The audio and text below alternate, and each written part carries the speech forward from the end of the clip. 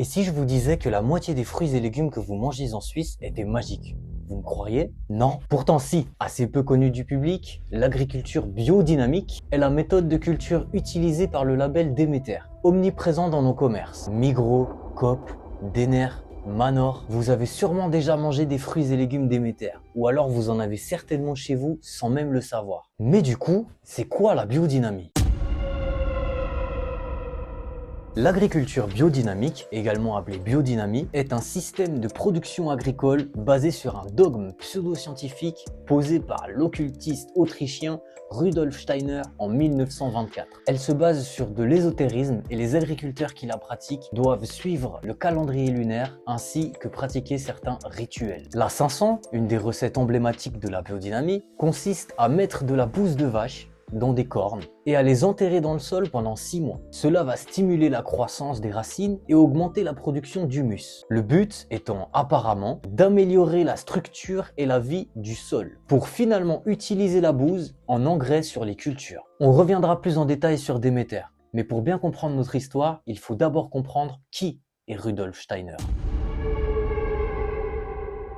Rudolf Steiner est né de parents autrichiens le 27 février 1861 à Donji Kraljevac, en Croatie. Il a eu une enfance, semble-t-il, assez douce et a étudié à l'université de Vienne ainsi qu'à l'université de Rostock. Écrivain prolifique, il est l'auteur de plus de 20 ouvrages sur la philosophie, l'occultisme et la spiritualité et a tenu plus de 6000 conférences transcrites dans plus de 300 volumes à partir de notes sténographiées. Principalement connu comme fondateur de l'anthroposophie, une doctrine spirituelle, il va dans un second temps proposer, sur la même base de cette doctrine, des applications dans le domaine de l'éducation, de l'agriculture et de la médecine.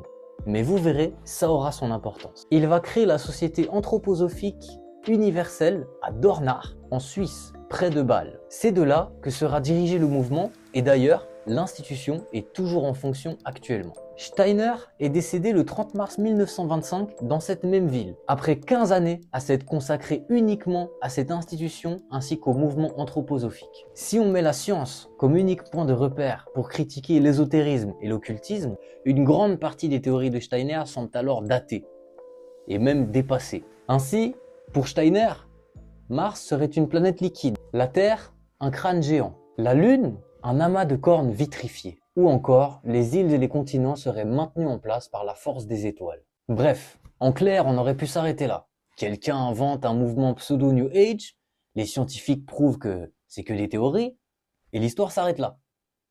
Mais non, bien sûr que non. Voici une courte page de pub. Drop it and push your skincare routine. Mix it, boost it. The latest serum booster drops. Ah, Velleda. Vous connaissez sûrement cette marque. Vendue en Suisse et à l'international, elle s'est imposée sur le marché et propose des produits et des crèmes pharmaceutiques, cosmétiques et même diététiques. Omniprésent aussi sur les réseaux sociaux, Velleda a une page Instagram et de nombreuses influenceuses en font la promotion. Et là, vous allez me dire, ouais Cam, pourquoi est-ce que tu parles de Velleda, surtout dans ce chapitre? T'as vu le titre que t'as mis? Quel est le rapport? Et la question serait effectivement pertinente, vous avez raison. Mais figurez-vous que Velleda a tout à fait sa place dans cette vidéo, puisque le fondateur de Velleda est notre bon vieux Rudolf Steiner. Velleda, marque suisse fondée en 1920 par Ita Wegmann et Rudolf Steiner, se base sur les croyances de la médecine anthroposophique. Les principaux actionnaires de Velleda sont la Société anthroposophique universelle, comme par hasard, et la clinique Harlesheim, qui est aussi une clinique anthroposophique. Présent à l'international, le groupe Velleda est composé de 23 sociétés, totalisant environ 2500 salariés dans le monde. Des études ont conclu à l'inefficacité de certains produits, voire même à la dangerosité d'un, l'Iscalor. C'est bon, vous le voyez le problème, vous la sentez là d'où y arriver. Mais avant ça, petit disclaimer. La suite va parler de sujets assez sensibles. Du coup, si les sujets tels que le nazisme, la torture d'êtres humains ou alors les expériences vous dérangent, je vais vous mettre un petit skip code pour que vous puissiez passer à la prochaine partie. On continue. Gregor Schwarz, j'arrive pas à le dire, son nom s'affiche ici, un méchant NSS qui s'était rallié à l'anthroposophie en 1923 avant de la répudier en 1929, a ouvertement participé à l'élaboration du mysticisme nazi via la Société Ariosophique, organisation occultiste nazie d'inspiration théosophique et anthroposophique. La Société de médecine anthroposophique Velleda a activement collaboré avec le régime nazi, qui lui passa d'importantes commandes pour faire des expériences ainsi que pour faire des séances de torture dans des camps de concentration. Sous le régime nazi, la branche allemande de Velleda continue de travailler, y compris pendant la Seconde Guerre mondiale. La philosophie anthroposophe se rapproche de la pensée nazie. Elle prône l'idée d'une race supérieure. L'entreprise fournit des médicaments naturopathiques et des crèmes antigel pour des expériences de torture dans le camp de concentration de Dachau, non loin de Munich, où le jardinier en chef de l'entreprise anthroposophique, Franz Lippert, a été muté en 1945 sous grade d'officier SS avec son élève, Karl Grund. Là-bas, il y mènera des expériences de torture sur des prisonniers, qui décéderont tous, supervisés par Himmler en personne. Velleda a participé à de multiples expériences sur l'être humain, pour la plupart sur des prisonniers de guerre et dans des conditions inhumaines. Les victimes et les enfants des victimes de l'Holocauste n'ont jamais demandé de compensation financière à Velleda. Ils ont simplement formulé la demande suivante, dans une lettre au nom des Children of Holocaust. Premièrement, que Velleda, en mémoire des nombreuses victimes, fasse rechercher par des historiens indépendants l'histoire de leur entreprise durant la Seconde Guerre mondiale, ainsi que sa participation à des actes de torture, d'expérimentation sur des êtres humains et de son soutien au parti nazi. Puis que Velleda rend accessibles les résultats des recherches à tous. Comme vous vous en doutez, cela n'a pas du tout été respecté par Velleda. Et du coup, qu'est-ce qu'ils ont eu? Rien. Absolument rien. Et l'entreprise continue actuellement de faire du chiffre d'affaires. Bon, vous imaginez bien ma surprise quand j'ai découvert tout ça. Il y a encore beaucoup d'éléments, mais la vidéo ferait 1 heure. Donc je vais vous laisser faire vos propres recherches si le sujet vous intéresse, ou alors dites-moi en commentaire. Et je ferai une deuxième vidéo sur le sujet plus approfondi. Retournons à nos fruits et légumes, vous voulez bien? Demeter est une marque de certification internationale, mise sur le marché en 1928 pour les produits issus de l'agriculture biodynamique. Fondée en septembre 1927 à Berlin, son administration est d'abord confiée à l'agronome allemand Erhard Bartsch, directeur de l'Union des agriculteurs biodynamiques en Allemagne. Franz Dredax devient responsable du développement des critères de qualité et de contrôle.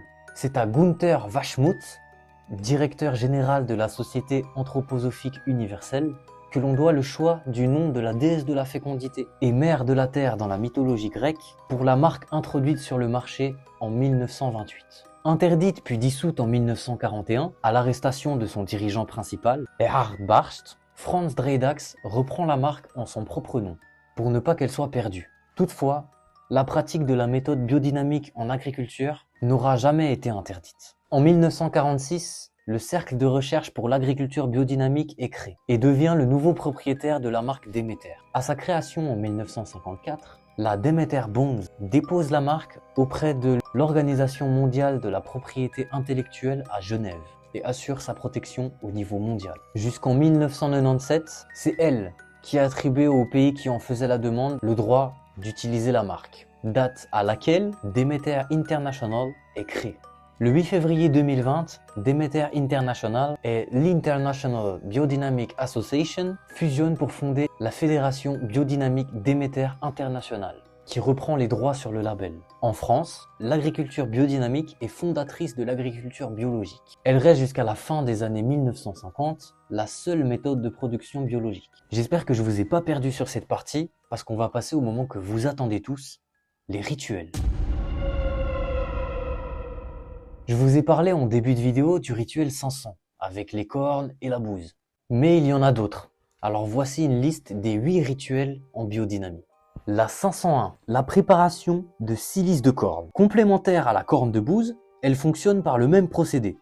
On broie des cristaux de quartz qu'on met dans des cornes, on enterre 6 mois et on l'utilise avec la bouse. La préparation 502 est obtenue en remplissant une vessie de cerf, de fleurs d'achillée millefeuille. La vessie est suspendue, est exposée au soleil pendant un été, décrochée à l'automne, puis enterrée tout l'hiver, jusqu'au printemps. La substance obtenue est intégrée au compost ou au fumier.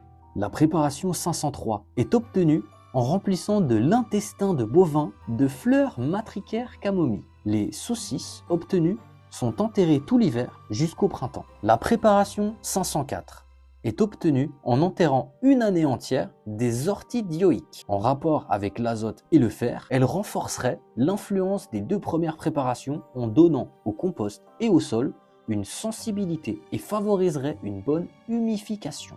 La préparation 505 est obtenue en remplissant le crâne nettoyé de sa chair d'un animal domestique avec de l'écorce hachée de chêne rouvre. Le crâne est ensuite enterré dès l'automne durant tout l'hiver. La préparation 506 est obtenue en remplissant un mésentère de bovidés de fleurs de pissenlit. Après avoir été exposée au soleil d'été, la préparation est enterrée pendant l'hiver, puis déterrée le printemps suivant. La préparation 507 est obtenue en pressant des fleurs de valériane officinale et en faisant macérer l'extrait obtenu pendant 2 semaines.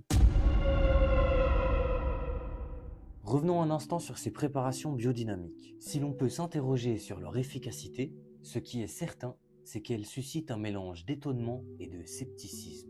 Cependant, le débat sur la légitimité et l'éthique de ces pratiques persiste. Ce qui est fascinant, c'est que malgré les critiques, le mouvement continue de croître. Le label Déméter est désormais reconnu mondialement.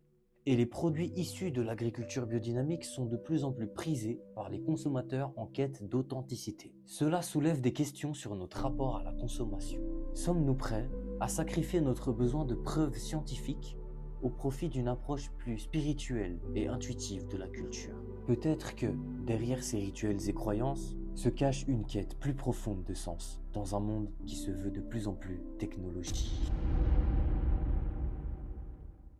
Voilà. J'espère que la vidéo vous a plu. Si vous ne me connaissez pas, enchanté, c'est Cam de la chaîne Macten.